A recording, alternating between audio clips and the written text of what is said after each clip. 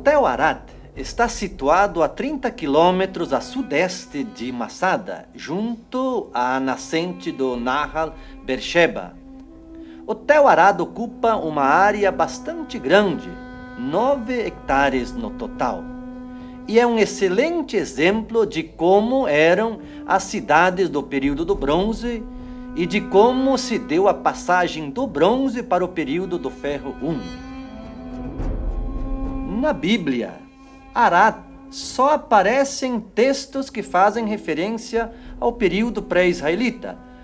Por exemplo, em Números capítulo 21, de 1 a 3, se fala de um confronto entre Israel e o rei de Arad. Hotel Arad está dividido em duas áreas bem distintas. A parte mais baixa, que corresponde à cidade do Bronze Antigo, e a parte mais alta, que corresponde ao período do Ferro. A parte baixa é o melhor exemplo que temos de uma típica cidade do Bronze. É um achado fantástico para o estudo da sociedade deste período. Muito bem escavada, a cidade era protegida por uma grande muralha de mais ou menos 1.200 metros. A cidade abrigava em torno de 3.000 habitantes e atingiu o seu auge por volta do século III a 2.700 a.C., mais ou menos. Depois disto, ficou abandonada por uns 1.500 anos. Os ossos de ovelhas, de cabritos, encontradas nas escavações demonstram que o pastoreio e a agricultura eram a economia básica desta cidade. Os achados de cerâmica provam que Arad comercializava com o Egito e com a Arábia. As casas que foram escavadas nos dão uma ideia clara do seu estilo. Basicamente, consistiam numa grande sala de estar, com bancos de pedra que circundavam as 4 paredes, um armazém e um pátio aberto. As ruas da cidade eram estreitas e sem muita planificação. O enorme poço de 21 metros de profundidade, que se encontra na parte mais baixa da cidade, pertence ao período israelita.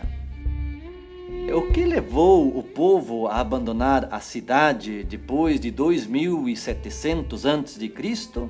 é uma incógnita. Na verdade, esse movimento pode ser percebido em outras cidades do Bronze Médio e Tardio. Tudo indica que, com o declínio do Império Egípcio, os reis das cidades-estado de Canaã começaram a se degladiar entre si na tentativa de ocupar o vácuo de poder deixado pelos egípcios. As guerras exigiam mais impostos e mais soldados, aumentando assim o peso da exploração sobre o povo. E aí a solução foi abandonar a cidade e ocupar as montanhas, que para esse período já eram acessíveis para serem habitadas. É nesse movimento da planície para a montanha e nesse espaço de tempo que surge Israel. Foi por volta de 1200 a.C.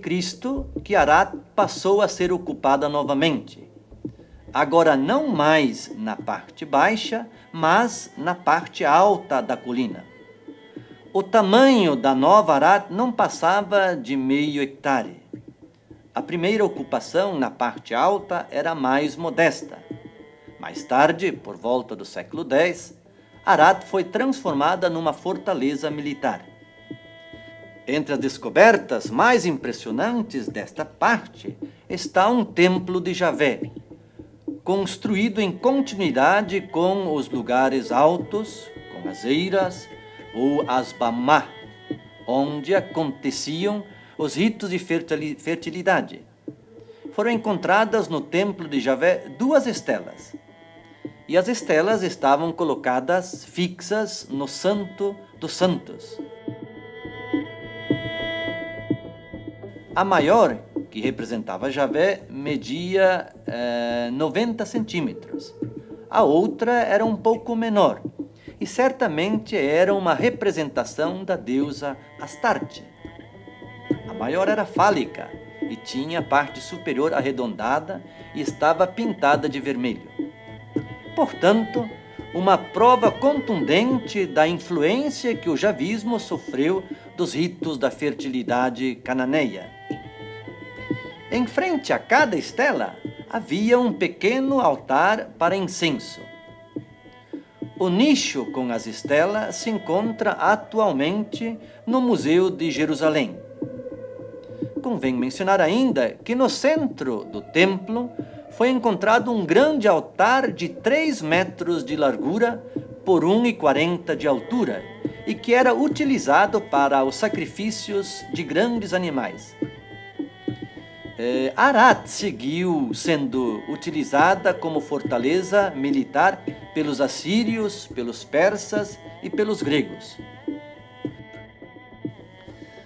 Atualmente, as escavações continuam na parte alta da cidadela. A parte baixa, a Cidade do Bronze, ela está abandonada. Lamentavelmente, a erosão das chuvas vai consumindo pouco a pouco um testemunho histórico irreparável.